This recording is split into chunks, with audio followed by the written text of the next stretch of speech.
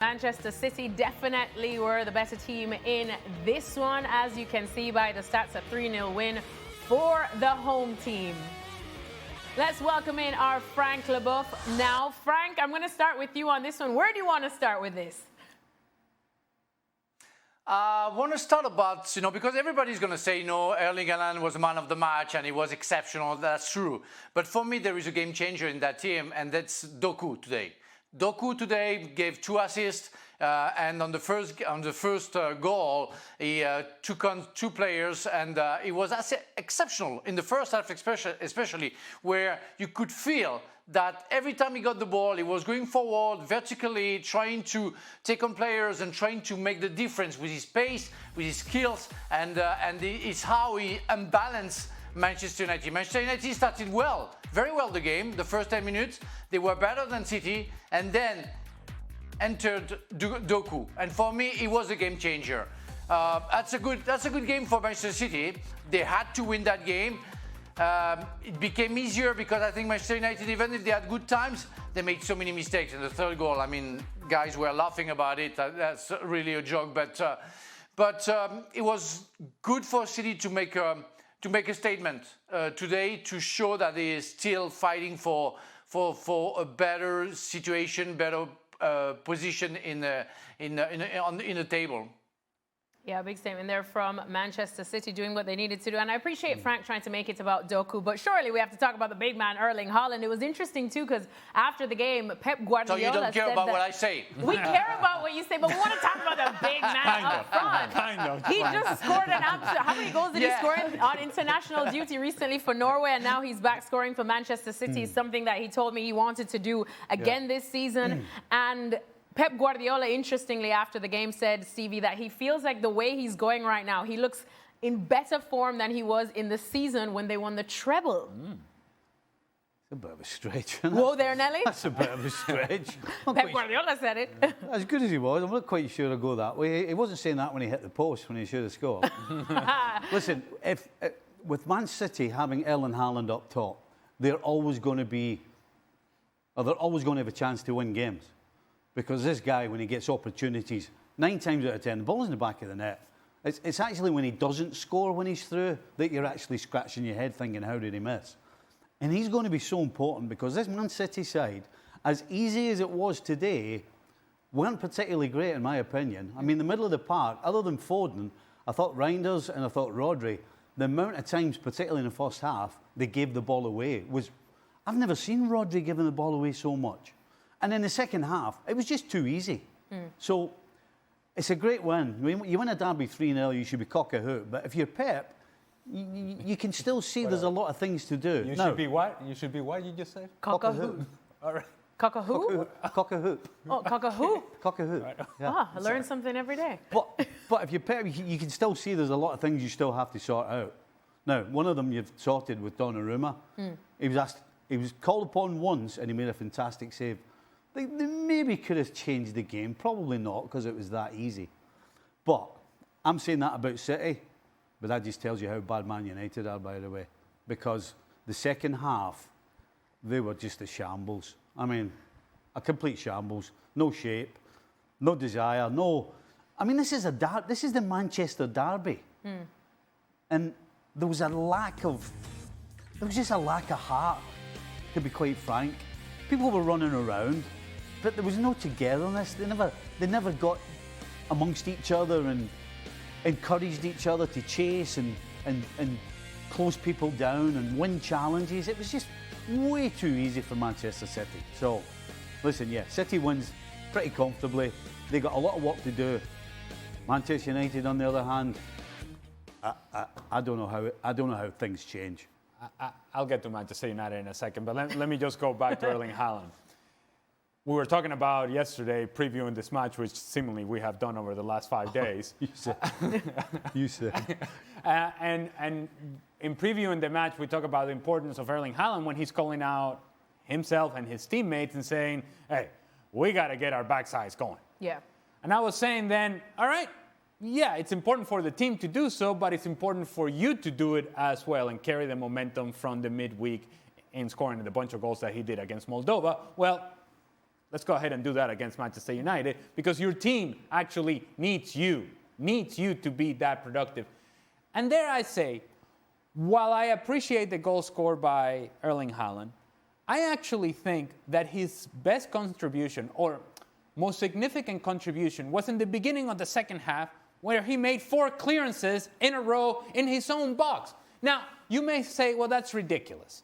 That's ridiculous. Well, I think it's actually important because it does set a certain bar for everybody else. Hey, listen, I'm supposed to be up there scoring goals, but here I am, and the job requires that I'm going to clear the ball, that I'm going to defend. This is not something I do naturally. This is not something that I like doing, but this is what the game calls for right now. And the game rewarded Erling Haaland because then minutes later, he's scoring a goal himself and then goes on to score a second goal. Erling Haaland today, in the second half in particular, gave Pep Guardiola or gave Manchester City, more importantly, a clear idea as to what you need to do with him when he plays up top and he is in this sort of mood. Just play the ball in behind. Let him run. You see this guy running with the intent with which he runs and how he's able to manhandle defenders while he's running towards goal and breaking through in a position where he's about to score. And it's beyond me how they don't do this more often. Now, to Stevie's point, it's a whole lot easier to do this against Manchester United. Yeah. Just a little. And it's hard for me to understand how a manager gets to this level. We're talking about Manchester United, the Premier League, and I'm talking specifically about Ruben Amorim. And your game planning for this match, and you think, sitting with your assistant coaches in a room, and you say, you know what I think we're going to do? In an area of the field where Manchester City tried to be dominant, which is the midfield, and I think we all would know that. It's basic knowledge when you're about to play Manchester City. They want to dominate possession in this area, in the middle third. They put numbers around the ball because they want to dominate the possession. Manchester United, in their game plan, by structure, they have Bruno Fernandes, who doesn't defend all that much, and Manuel Ugarte.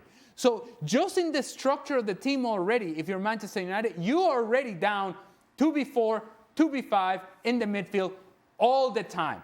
Just a built-in mismatch. The other thing that I don't understand from Manchester United's perspective, and Ruben Amorim, again, if you're game planning, this is not even about execution, game plan. You see Kusanov over there on the right-hand side for Manchester City, and you see O'Reilly over there on the left-hand side, and you go, we got to get after these guys. We have got to get after these guys. Offensively, we got to get after these guys because these are mismatches. And defensively, why don't you just let Kusanov have the ball? Why don't you just shift it over and say, that guy cannot beat us. Give him the ball. That guy has issues. He cannot complete a pass even if we leave him by himself. Let him make the game for Manchester City. And that didn't happen. So, Ruben Amorim, no idea what you're doing, and I don't think your team does either. Well, you don't have any idea what Ruben Amorim is doing. Well, let's have a listen, or a look rather, at what he had to say after the match. And in true Ruben Amorim form, he was quite defiant. He said, look, I won't change my philosophy. If they, the United hierarchy, want it changed, you're going to have to change the man. I am not going to change my philosophy. I will play my way until I want to change. Has he been talking to Espírito Santo? Well, they both speak the same language. He's going to need the Espírito Santo. Yeah. I mean, but once again, defiant. He says, you're going to have to change me because I'm not changing my philosophy. End of story. Well, they need to change him then. There's no point in waiting. He's basically saying, the next time we step on the field, this is what we're dishing up again. Because I'm not changing anything. I mean, and there's nobody in the United team that's going to change anything either. All the things that you were talking about, Ali, with Haaland, they don't have candidates like that. Yeah. It's kind of, it looks a little bit like self-preservation, to be honest, because there's certainly no team. They're not running around looking after each other. They're not covering for each other. They're pointing the finger. You got your captain who gave Dorgu the coldest stare during this game because he gave him a ball that he didn't like. That one situation there tells you exactly what's up in Manchester United. Frank, what do you make of what Ruben Amorim had to say? Do you feel like he's just digging his way out sooner than we think? Yes, that must be a Portuguese thing, when to know exactly what to say to make sure that you're going to be kicked out. Somebody did it just before him at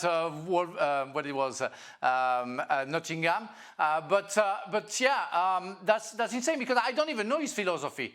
What has been his philosophy since he signed for Manchester United? I mean, the guy did so well in Portugal, and he arrived there, and the first season was, I didn't pick the team, so we're going to wait next season.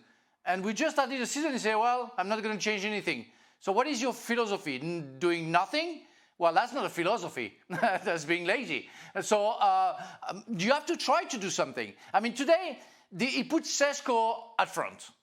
I didn't see any cross. Yeah, maybe the big guy wasn't at his best, but at least try to use him. Ask Mazraoui and Dorgu to try to cross the ball to maybe for the big guy to get the ball with the header.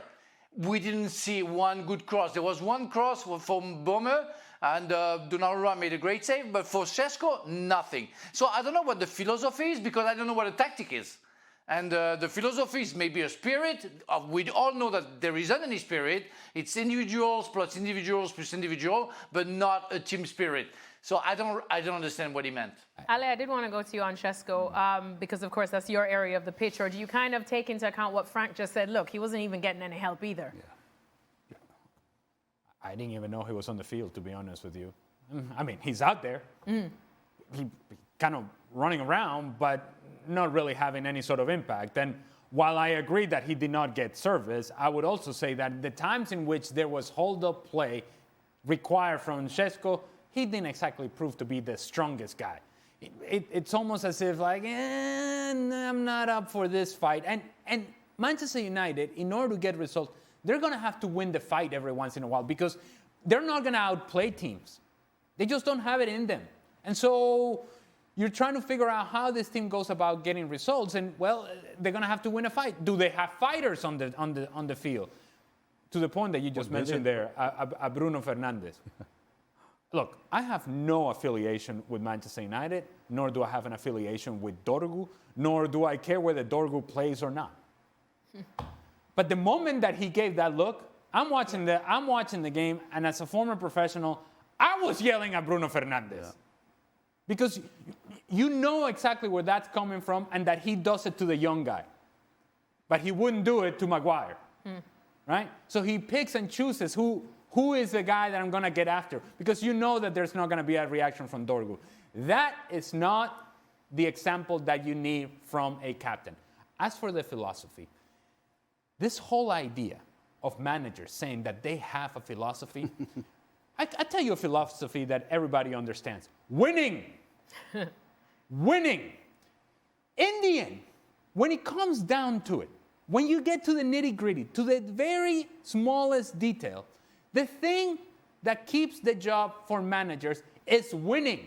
And it's your sole responsibility is to win. When you get at the professional level, this is not about teaching the game anymore. This is not about this formation or that formation. No. You're there to put your team in the best position to win. And if that means that you have to adjust, that you have to find flexibility, that you have to be willing to make changes, that you have to be able to process information while the game is going on in front of you and say to your team, give the ball to Kusanov because he cannot play, and you're unable to do that, it tells me that your philosophy, first of all, whatever it is, doesn't work. And second, you do not know how to adjust. And that's a limitation that you should not have from a manager at this level.